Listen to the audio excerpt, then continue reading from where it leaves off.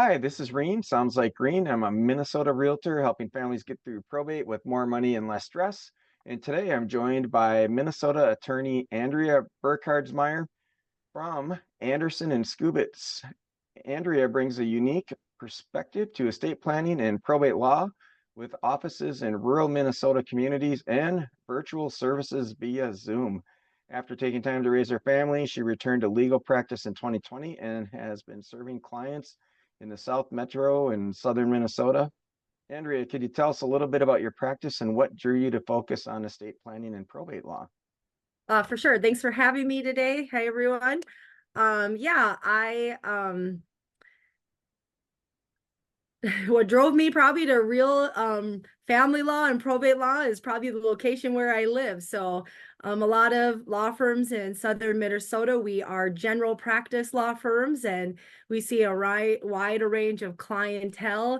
And mostly a lot of people that come into us are people who want to do estate planning. And Mm, along with estate planning comes probate because depending on and the process along to that. So I would say definitely small town law firms. We don't specialize as much as the bigger law firms in certain areas. So we are your kind of general practitioner law firm. So coming here, I had to definitely learn a lot of areas of law, and I try to focus mainly on estate planning, probate, real estate, pretty much transactional work. So yeah. that's perfect. And one of the things I would like to mention, you talk about rural Minnesota, but with today's technology, you could do business in rural Minnesota as well as in the cities. In fact, that's how I found you was you had a probate case here in the Twin Cities. And Yes. so we'll talk a little bit more about that, but I wanted to let our audience know that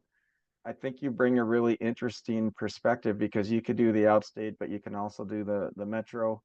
And then we're also going to talk about sometimes what happens when an executor or a family member is out of state because you have some unique perspectives there as well. So with that said, currently you practice in Le Sueur and Belle Plaine, or at least that's where the office is. I think you Yep. practice all over the state. Is that true? Yep, I can, and I sometimes do for sure. Perfect. So, what are some of the unique challenges that rural families face when dealing with estate planning and probate that might be different from families in urban areas? I'm not trying to make a joke, but farming schedule. Um, obviously I would say a lot of challenges for our rural communities is getting the time to come in and meet their attorney and make schedule and make the appointment. So definitely we're always aware of that and trying to make the process very simple. Communicating with, like you said, technology. And I might have a client that's a farmer and they have a tight schedule and they only have 30 minutes. Well, if they don't want to drive, to take the time, we'll definitely try to communicate phone. As you mentioned, we do a lot of Zoom. Some also challenges with rural communities is maybe age. Okay. Definitely, and I'm sure some of the people listening will agree with that. My mom and dad have lived in, Gaylord, Minnesota their whole life, and they have the family farm and they've lived there forever and they're getting up in age and they have nothing done, very common. Hmm. We get that down here, where, younger people, that's also challenging because, you're young. You don't need to do estate planning because you're young. And I always try to tell my clients, like, we create the estate plans for the succession that we think is going to happen. So and so is going to pass away first than me, but, it doesn't always work that way. So I would say that's definitely a challenge for, rural communities getting in and time finding the time, and elderly. And a lot of thing also about rural communities is we're very family oriented, like I made the question family farm. So a lot of these appointments, it's not just mom and dad coming. It's like Hmm. my mom and dad are coming in, and my sister and my brother and my sister-in-law are all coming to the appointment, and then I'm like, should I bring donuts? Okay, yeah, bring donuts. I'll always be like, should I bring snacks? So definitely time getting them in here and doing that, I would say, is a big challenge for Well, smaller. I have a few follow-up questions, but the Sure. first one, if some of these families are bringing a group, have you run into any scenarios where there's tension Oh, for sure. when they're doing the estate planning? Oh, for So, sure. wow. So how do you, since everybody's sitting right there, how do you deal with that at the planning phase? Absolutely. So the first thing, well, before we even start the meeting, is I make it very clear that who's my client. Mm-hmm. Okay, and that has to be established at the beginning. So if mom and dad are my client, even if son is paying my bill or Mm-hmm. son or daughter scheduled my appointment, mom and dad are my client, and you have to really establish at the beginning. And I mean, there are not very many times that I have to ask the children to leave the appointment, but I have had to do that. Oh, Have wow. had the kids step out of the room, and I talk to mom and dad. Also, another thing that definitely this is maybe personal preference as me as an attorney, but I really need authorization from mom and dad before a child. And this is good information maybe for a lot of people watching as well, as if you're not my client, I can't share information with you. So if you call here and you want to know what mom and dad have in their will, or oh, mom and dad are 89 and dad's just went into the nursing home and mom wanted me to call you to make an update to the trust. Not going to do Mm-hmm. it. I know we get asked that a lot because you're not my client. So definitely have to be careful with that. Now that's another interesting question. So I'm coming up with all Sure. these No, you're questions. Uh, good. in a situation like that, if the parent is your client and maybe they list the son as the executor in the will, or maybe even they list that person as power of attorney in their estate plan. If they call up and say I'm the executor, I assume same answer. You can't really do anything with them at that point. How about if they're power of attorney? Can you talk with them? No. I usually do not. Okay.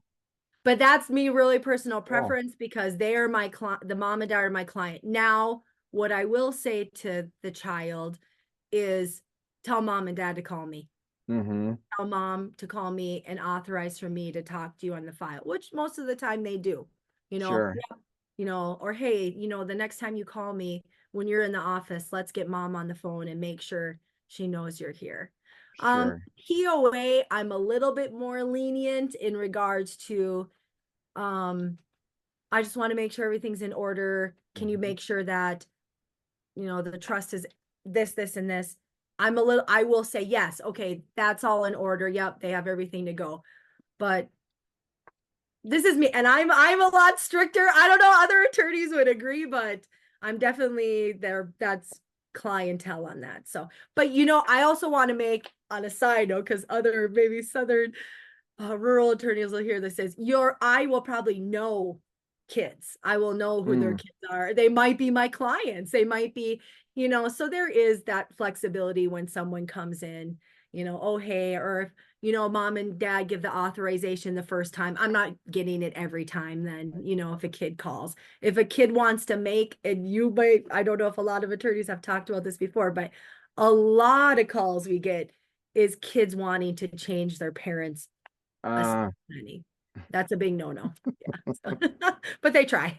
oh, wow. Well, and part of the reason I asked that question is because I know on the real estate side, Hmm. we typically come across people that think just because they're executor, they're Hmm. authorized, Hmm. or maybe they were power of attorney while their parent was alive, and they think that carries over. Absolutely. And I know that it doesn't, but I would imagine when you're at the planning phase, there probably are some people in the family who think they have privileges and access that they really Yeah. don't. And you really hit a topic there too in regards to some of the pitfalls or something that we get very common. I'm POA. I'm Mm-hmm. POA. My mom died. I'm at the bank and they won't let me access mom's fund. Right. Fund. very common. That I would say is a very big mistake that people need to understand. And not even my clients, banks and institutions, POA ends at death. Once that's gone, the executor, the trustee steps in. Very confusing for the average person, Right. because the reason why that is also is because when mom and dad appointed someone as POA, they make it and they state it, and you're going to be taking care of my stuff. Right. Right.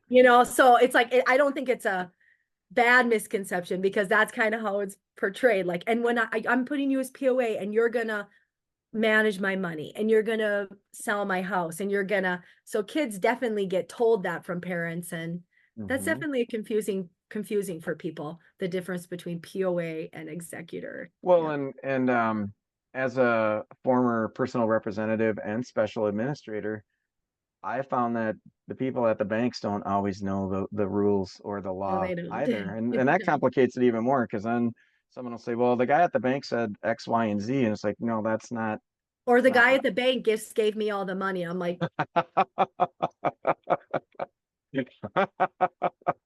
well, and which in bank is small that? Which towns, bank and is I that? also will say that's a pitfall of small towns. Oh, so and so at the bank, and I'm like, oh, you got to go put it back, like, like, but yeah, definitely. Wow. Oh man, that's amazing. Uh, Um, one of the other questions I was going to ask about some of the rural challenges, and you talked about families that have farms and a lot of equipment or small businesses. Does that have an impact on estate taxes? And do you, so for example, there maybe it's a misconception, but I've always heard in Minnesota that families on farms might have a more of a challenge because the threshold for the estate tax kicks in for them because of their farm and their equipment and their assets, whereas someone in the cities that just owns a house might not experience that. sure, Is that sure. reality? Oh, for sure. I mean, definitely, one of the process in estate planning is you need to be open with your attorney, right? What do you own? What do you have? And we can't establish the best plan for you until I know. So one of the top questions a lot of, should be, is your taxable estate over $3 million, and if you're close to that 3 million, I would say, even if I've got a client coming in at 65, they're at 2.5 million. I'm doing a trust. Yep. You're gonna Okay. put your stuff in a trust because I want you to have the tax advantage. I want you to be able to disclaim and stuff like that. So You, when you're setting up a trust, then do you work with a CPA or you're familiar every enough with the time, laws? if the CPA is willing to work with me, I want to work with them. Okay. And that's me. And I mean, we have, obviously ones that we work with very closely here at the law firm, and if a client doesn't have a CPA, we'll guide them. But I personally prefer to work with them, because what's something that I might, how do I want to say this? What can happen is I can have a client go to CPA and Mhm. say, I want to do this, and that Right. can have tax advantages. And I'll look at them and be like, that's not a good idea. You know what I Right, mean? right, right. The legal Or risk vice might be versa. different, right? Yep, I'll say, oh, let's put this, this in an LLC, let's put this in your trust, let's do this. And then I talk to the CPA and they're like, no, that's a a women-owned corporation, and we want to keep that separate, and so I love working with CPAs. As an attorney, I think they have good input, and estate planning is exactly, I need to plan for your death of what you own. And if I don't know what you own or what you've been claiming for farmers, and I definitely want to work with them. Yeah, that's and now as I'm sitting here listening to this, I'm thinking, so that's true for a rural family who owns a farm, but here in the cities, same principle if you're talking about someone who maybe owns multiple pieces of property or a business 100%. or something Hmm. else. So Hmm. so that's almost an advantage that you have. I don't know if you deal with that more than a typical attorney here, but it sounds like you deal with it enough. Yeah, I mean, farmers, and they're quiet, but eventually, they'll open up a little, right? And, Hmm. trying to get the information from them. And yeah, they're great to work with. And And then you also mentioned some of the challenges are some of the schedules that you have to deal with in the rural sure, areas. So sure. you offer services via Zoom. How Mhm. has technology changed the way that rural families can access legal help for estate planning and probate? Yeah. I would say definitely the Zoom is nice for just even, um, well, I can just speak for this area a little bit, that in the surrounding, we're close to Mankato, okay? So, if you want to go to a larger size firm, you're not too far away. Hmm. But a lot of these smaller towns, the attorneys are retiring. Mm-hmm. Yeah. So, Yeah. I'm getting Wow. clients even from a smaller town 45 minutes away, and we're the closest, kind of law firm type thing. So that's very nice for clients like that we offer the Zoom meetings, and we'll try to email them a questionnaire or mail because email is not always, that's a 50-50 if they check their email, and I love their honesty. So mail them, the questionnaire, and then schedule a conference or a Zoom call. And then they're really only coming in for that one appointment to execute. And Hmm. have we traveled to them to execute? Absolutely. Wow. Absolutely. How far Mhm. will you travel? Well, I've gone to Minneapolis. Okay. So a couple hours? Is that a couple Yeah, hours? that took me about an hour and a half. So I had a client who needed to do some signing at the hospital. So Wow. I actually That's picked up the spouse, which was actually quite funny, which people are like, oh, but I don't know. You just kind of do it. And like I said, it could be my personality. Like I'm definitely willing to do that. Like I really invest in my clients, probably too much, but you know, I just think I love the questions you're asking, and I love the stuff because even a client I had today, if my client doesn't understand what I'm hmm creating for them and they don't understand the plan, they're not going to one come in, they're not going to come meet and do it. If hmm I create a document or a trust or a LLC and they don't understand, they're not going to operate out of it. And I have seen one too many clients come in with a big book or a big trust and say, I don't know, I don't understand this. So Right. definitely try to help my clients understand. Absolutely. And so I'm going to talk about out-of-state personal Yeah, representatives, for sure. but before I even get there, how so when we think about your clients, are most of them rural clients, or do you have people in the cities that find you, or maybe they like how do they find you? Where do people Sure. find you? I would say most of the clients are rural, Okay. and Yeah. how do they find us? You know, their mom or dad came here, their sister comes Um, here, their brother came here, we are experiencing a lot, looking over, reaching out a couple law firms, they need to retire. They don't know where to send their clients, they are in a small town. We're not getting attorneys coming to these smaller towns, to work and to stuff like that. I would say most of our clients that come here are word of mouth and referrals for sure. Now, if I get a client from the Twin Cities or something like that, it's either they moved, right? Oh, I moved mm-hmm. closer to my daughter or closer to but I still want to continue working with your law firm. I still want to continue with stuff like that. I would say we also are, and I'm not like trying to put a plug here Mm-hmm. for this, but we also are our law firm are attorneys for MetLife Mm. clients. I don't know if you I'm somewhat familiar with that. familiar with that. So Yeah. we get a lot of MetLife clients, and I think we just get a lot of them because we respond. We Oh, okay. respond, and some of the projects are smaller. And if Mhm. I would say most of my MetLife clients that I take are from the Twin Cities. Oh, wow. Okay. Hmm. Hmm. Well, and what's interesting is, we're going to talk about affordability because part of your philosophy is that you like to make estate planning and probate affordable for everyone.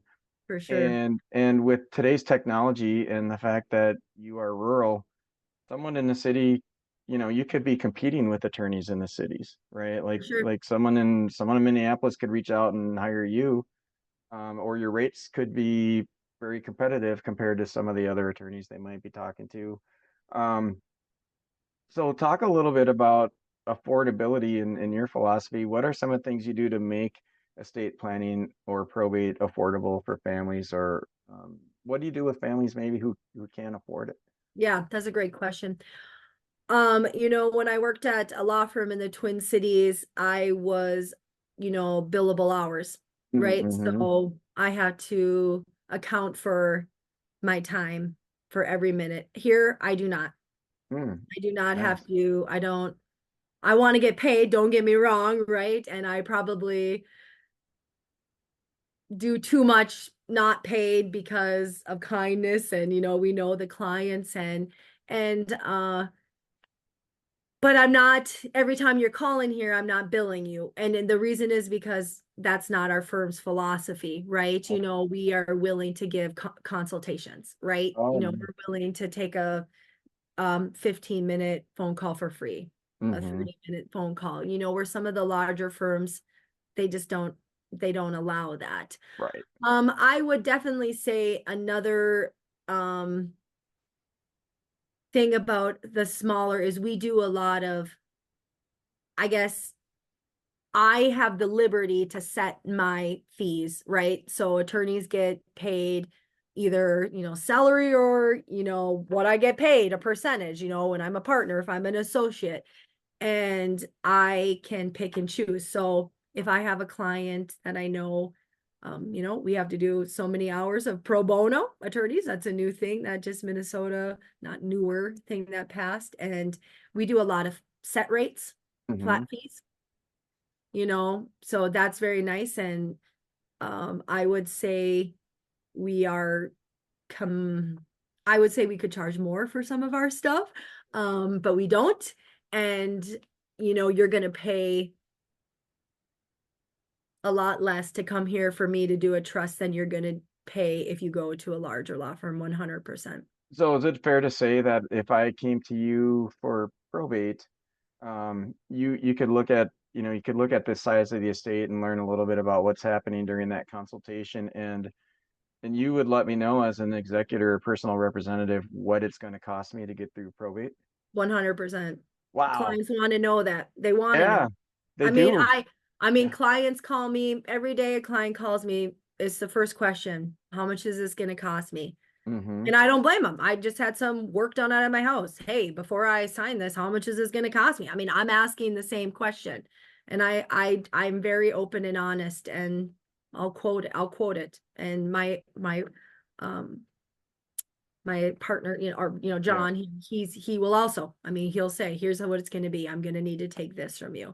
So Or in I'll that, say, and okay, in a probate, if you're under this much dollars, it's going to be, here's the range. This is how much it's going to cost. Because that's what they want to know. right. Clients want to know that. So do you, in a situation like that, do you handle it like a flat rate, or is it still billable hours? Or it Hmm. depends, maybe. I know. I'm like, that's a classic attorney answer though, right? It depends. I Like, do get oh, that answer I a always lot. try to avoid saying that, like, it depends, and I will say that to the client. I will say that to them. Like, Hmm. if I'm gonna do like a guardianship or a conservatorship or something and I quote a flat fee, Hmm. I will say if it's additional, then it'll be at this hourly rate. That's usually Okay. how we handle that. Okay, perfect. Mhm. So what advice would you give to someone who thinks they cannot afford either estate planning or probate? What advice would you give them? Ah, that's such a hard one. I was gonna say they could just call you, but Sure. That's just so hard because I've been thinking about that question, and I'm going to be honest with you. I would say it's extremely rare that I have a client come in that said, I'm so grateful my parents or my so and so did no estate planning when they died. yeah, You know what I yeah, mean? Like, it's like yeah. never. But I don't want you doing it on your own. Okay, I'm gonna flat out say that. I had a farmer come in the other day. Oh gosh, I don't think he'll watch this. Maybe he will. I'll just give him a shout out and tell him Well, he doesn't know. He I doesn't know yeah, what I'll give day. him a What? shout out and tell him I quoted him on this. But he came in and he's been coming here, I would say for 5 years. Mm-hmm. Like, meeting and wanting, and his wife passed away and whatever, and wanted to do a trust. And he made a comment to me. He said, I just could do this. I've been looking online and I could just do my own trust. And I said, you know what? I could get on my computer right now, watch a YouTube video, and I'm going to go hop in your combine and go cut your crop for you. And he's like, point taken. And he did it, then he did it. Okay. Right. Because here's the thing. Yeah, I can do that. I can watch a YouTube. I mean, AI, we haven't even touched Right, base on right. AI, how that's changing everybody's profession. And I can go and do it. But you know what? You might pay $7. I have a client, that paid $7 to help mom with the will, and I'm in litigation. I'm up to $10,000 because you Uh, didn't do it right. You didn't do right. it. And so my advice is call around, find a place that's going to work with you. We take payment plans, not some law firms do. Mm-hmm. I worked at the other law firm I worked at. I just kind of giggled a little, but they only still took cash or check. They didn't even take credit card, and I was like, oh, who's going to do that? But clients do, right? Yep, yep. We take credit card, make a payment plan. I mean, if we have the liberty of being a small town law firm to do that, to say, okay, fine, yep. So you can pay 300 now, 300 then, and 300, great. I Right. just did that with a client, and he paid $50 every month, and his bill was like $450. It wasn't even a lot, you know what I mean? And I'm like, sure, as long as you're paying, so definitely I would give advice for that. I wouldn't do nothing, Mm-hmm. and a lot of people will say that, like, oh, if I just do nothing and I talk to everybody and everything's just going to go the way I want it. Right. And I always tell, I've only have one child and they're gonna get it yeah, all. oh, just everything's going to go perfect. And I just tell that client as well, I'm like, well, no plan is a plan. Mm-hmm. So really, like, if you're planning to do no estate planning, at least own up to it, that you're going to do nothing, and tell your kids that's your plan. Your plan is to do nothing, so and also my other advice is, yeah, call around and find a lawyer that you're comfortable working with, and that is gonna, work with you and understand. And they're out there. They're out Mm-hmm. there, there's attorneys out there. Um, and there is a common misconception. I'm just gonna put it out there, and you might agree, well, I don't want to go to small town lawyer. They're not educated. Mm-hmm. you know they're not they're not up to date, or they're not, well, we have the same requirements as every Right. other. We have access to resources, like every other attorneys. And to be honest, and if something comes across my plate, the beauty about also with us here as a small town, if something comes across my plate, I will refer you. I will say, Mm-hmm. hey, listen, you have a very large farm estate. You need to go to, here's an attorney, go to this person. I recommend them. They will work with you. So Absolutely. I Well, don't and know if that that's answers the question, but in a yeah. Well, roundabout way. one piece of advice I always give people in our online community is make sure you trust your attorney, because I see so many people that'll hire an attorney and then they'll, my attorney's not calling me, my attorney, whatever. I was like, Also, calm and how, complain. how do you get through probate without an attorney that like you have to trust your attorney. That's Yeah. your number one part of your team, you know?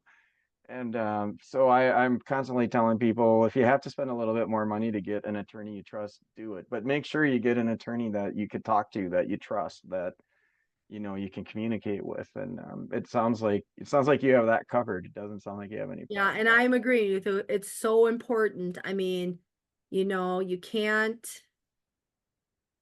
yeah, it's like any other profession. all. Mm-hmm. If you don't like your doctor, maybe you're looking for a new one. And attorneys wanna work with you. I Right. mean, if it's not a good fit, there will be clients that I won't be a good fit for me, that I will say to my colleague, hey, Yep. I would like you to take this client. And we do that a lot. We do Yeah. that between law firms. Hey, I'm gonna refer so and so to you, and it's, I think they'll be a good fit for you. I think they'll be, and clients shouldn't feel bad about No. saying that. They shouldn't feel bad about. Also, another thing, I'm also going to put a plug in here. It is, I will refer a client. If a client comes in, they want to update their will, I do try to send them back to the same attorney. Okay. Mm-hmm. Just Hmm. between colleagues, I'm like, where did you get this done? If you want to go back there. But at the same time, for probate, I also think this is an important. You don't have to use that attorney. Oh God, I Right. hope I won't get some lawyers are going to probably call me out on this. Hopefully won't get some comments in the thing here, but I always tell clients that I'm like, if your kids, when you pass away, if your kids want to come back and use me, I'm more than happy to help them. But if Hmm. your daughter lives in Ottertail County Right. and she wants to work with her attorney on your probate, you are more than welcome to take the file. And and that helps also for Hmm. personal representatives that maybe aren't in the area where mom and dad passed away.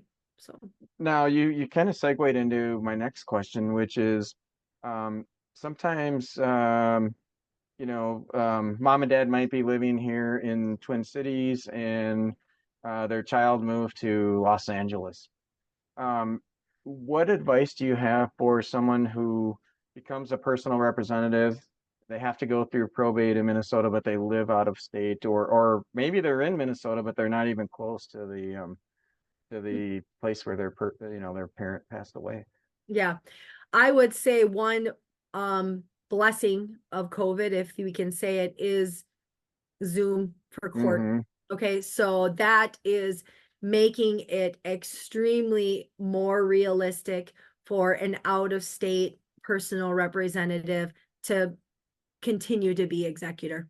Right. You you're not showing up in person for court anymore. Right. You can e-sign. Mm-hmm. E-signing is amazing. I can have a personal representative on Zoom. I can have them review a petition. Can have them e-sign all of these documents. A personal representative out of state is not necessarily a problem in regards to the legal side of it, Right. but the Right. practical side of it is very difficult, right? Right. Because who's realistically going to clean out mom and dad's house, Mm-hmm. right? Who's Yeah. going to get this car to Right. the neighbor who wanted to buy it, and that's probably a struggle for personal representatives. But I try to tell them, and kids have a hard time with this, especially if there's other siblings, but you are allowed to compensate yourself. So I had a personal representative in Texas, and her dad had passed away, and she was nervous about doing it, and we worked together on it, and she did fly up a couple times at the times when I told her, here's when you're going to come. And for the most part, we handled everything for her. A lot of Mm-hmm. overnighting packages, doing, she closed on that property and she wasn't here. And, we assisted in that. So I guess that's my advice is don't be afraid to do it. It's becoming easier to do it. You don't have to just, some will be like, I've got to move there and I'm sure you hear that a lot. Like, I don't have the time for this. And like, who's going to clean out mom and dad place? I don't know. I don't know how many times I've said this to my clients. How about a couple high schoolers? Mm-hmm. Oh, really? Do you know a couple? I sure do. Yep. Yep. Right? Like, Yep. how about a couple high schoolers? How about a couple, and you gotta hire a cleaning lady? Fine. Hire a cleaning lady. You gotta do it. So, Well, Andrea, I would like to add to that. There are more and more probate realtors now, or realtors who specialize in probate like me. And mm-hmm, that's you were talking about those concierge services and those of us who understand probate, we can offer those too. So for example, mm-hmm, if you had a client who's out of state and you were working with me, I can get the clean out crew. I can yep, get the contractors if we really need one. We can go through and take the videos, and we know what most of the attorneys and the judges are looking for, and what they're not, and what can be donated and what can't. And so there are so many resources available now that weren't available in the past. But to your point, you have to reach out, or I would say I like to think I'm not that hard to find, but if you call your traditional real estate agent, they might not know how to do those things, or they might not have the experience doing it. Yeah, yeah, that's that's a whole nother topic. It really is. It really is. Right, having working with realtors as a Hmm. probate attorney can be amazing and very difficult at times. Yeah. Well, Mhm. one of the things I tell my clients, it's very similar to your story about the combine, and could I Sure. watch a YouTube video and do the field? Sure. Same thing with probate real estate versus traditional agent. Can you call a traditional agent and get through probate? It happens all the time. You could, absolutely. But there's Painfully. Yeah, but there are so many little things that we can do if we understand the process, and we know how most attorneys want us to write up the contracts and the deeds and things to Mhm, protect liability. That's mhm, different from a traditional case. And a lot of times people say to me, "Well, I have an attorney for that." And it's like, yeah, but every time you call your attorney, the cash register rings if you don't have an mhm, attorney like you that offers a set fee, right? And if I work with the attorney, I can probably save the family a lot of money mhm. versus their cousin who just got their license and they put down the wrong deed and they didn't know they had to have medical clearance, and And that the I'm once contracts. again, yeah, I'm agreeing. Once again, like I am definitely the type of attorney, when I have the probate files, I'll tell my executor, if you find a realtor, you need to say, have they sold property out of an estate? Hmm. I'm like, you need to ask it. Otherwise I'm referring. I want Yeah. you to use this person because they know, but I will put a plug for a traditional realtor because, Hmm. smaller area. So, there's more of them out there. We can work with them. Right. And, Absolutely. if they're willing to communicate with the attorney and willing to Right. say, hey, can you just review this purchase agreement, and there's times that I have one right now. It's like she sent me the documents. And I was like, oops, I noticed you didn't check the right deed. Oh my gosh, well, that's saving Right. me looking at it for 5 minutes. But not every realtor's just like not every attorney wants to talk with a realtor. I'm sure not every realtor wants to hear advice from Well, and Andrea, lawyer. one time I had a client. So it's for me, it's typical. First thing I'll do is, after I talk with the personal representative, I'll get permission to talk to their attorney and make sure that I understand what they're looking for, so that I can make sure I deliver all the documents to them the way they want them, right? Mm-hmm. I one time had a client who said, "No, you can't talk to my attorney. You can only talk to me." But I'll save you so much time and money if I just spend 5 minutes talking to your attorney. I know. Just 5 minutes. But I always honor the wishes of my clients. I did not talk to the attorney until after the case. And he just laughed and he said, if he would have called me, I wouldn't have billed them. I would have just talked to I them. Like, I know. know, but they told me not to. They I told know. me. Oh, Gotta honor their wishes, right? for Um, sure.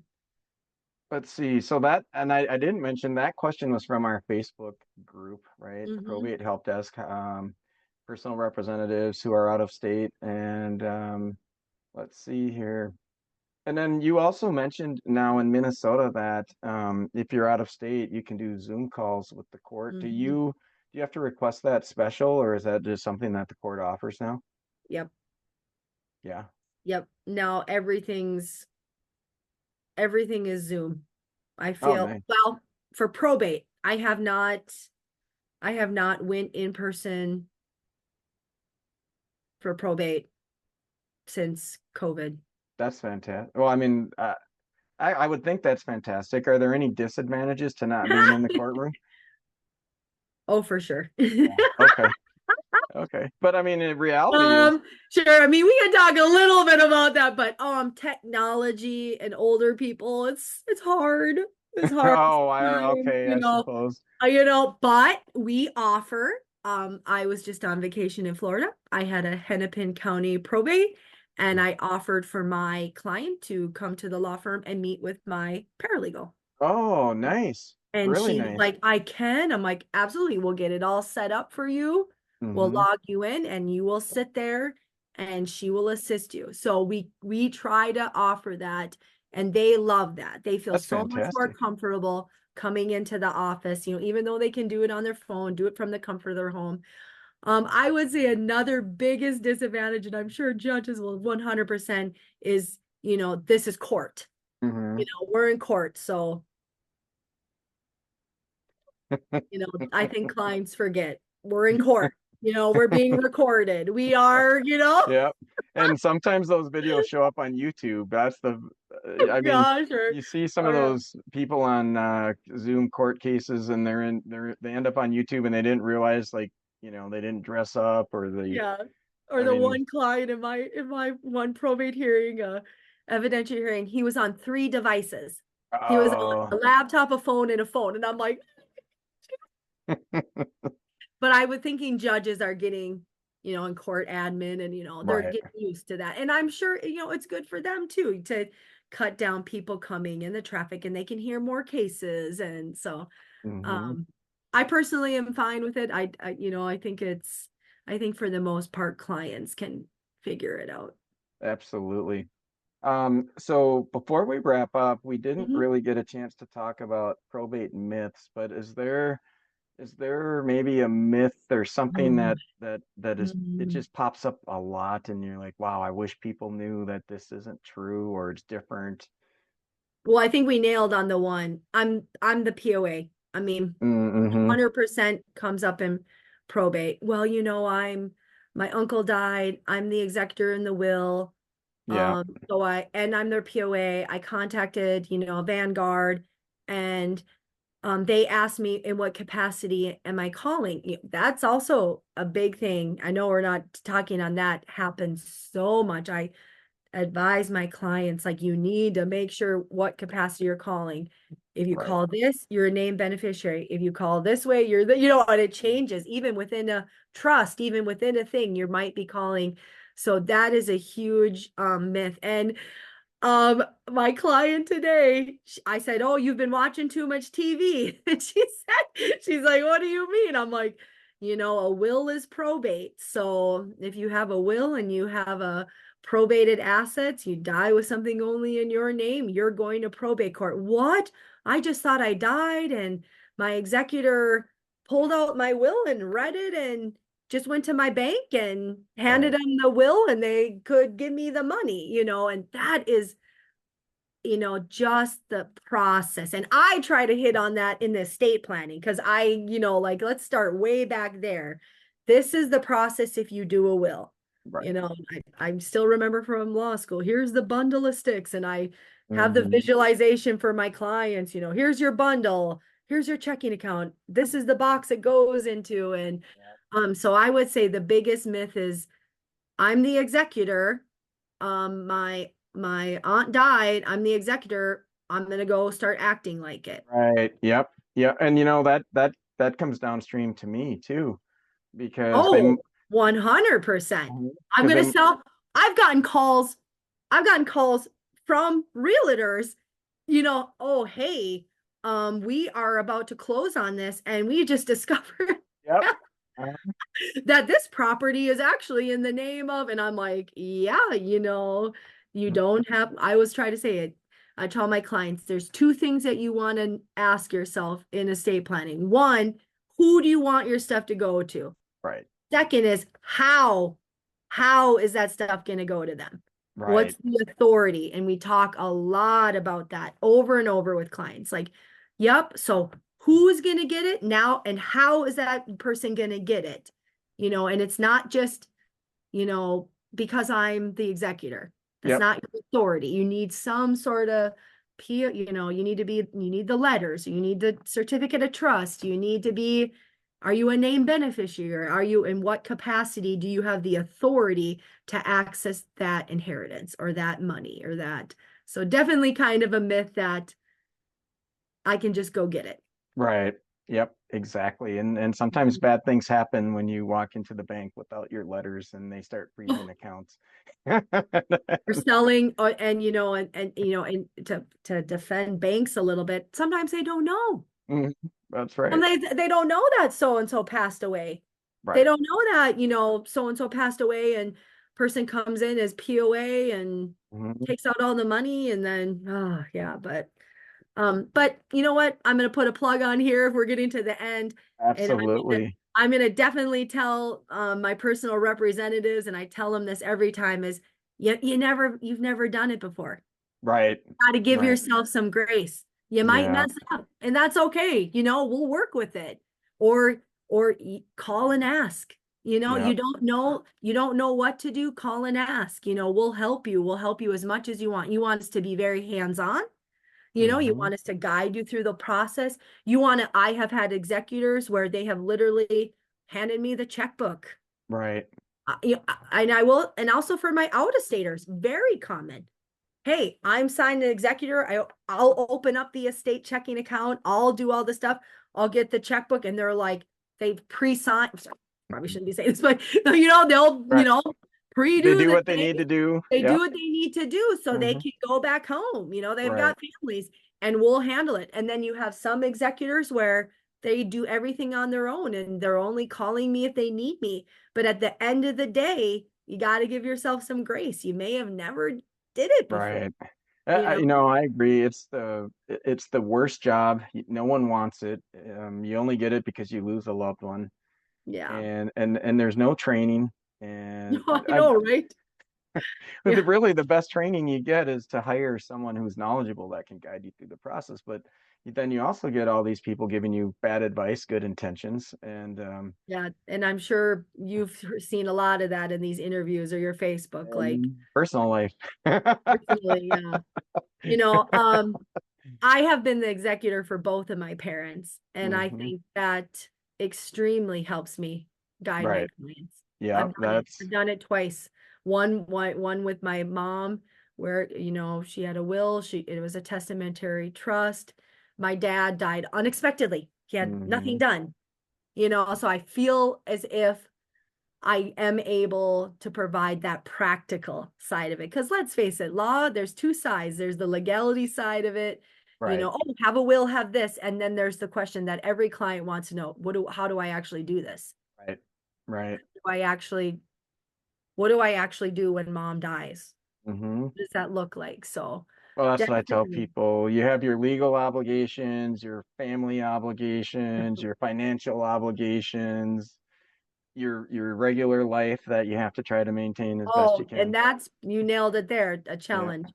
It's your Yeah. normal life. You're trying to just, life doesn't slow down. You've got another job, and you're having to be on the phone with.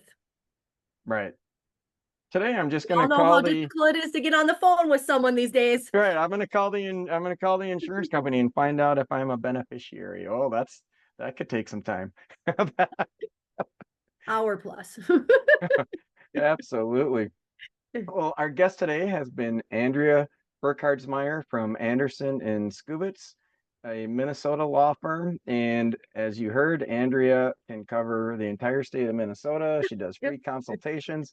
And Andrea, we are going to put your contact information in the show notes. What is the best way for people to get in touch with you?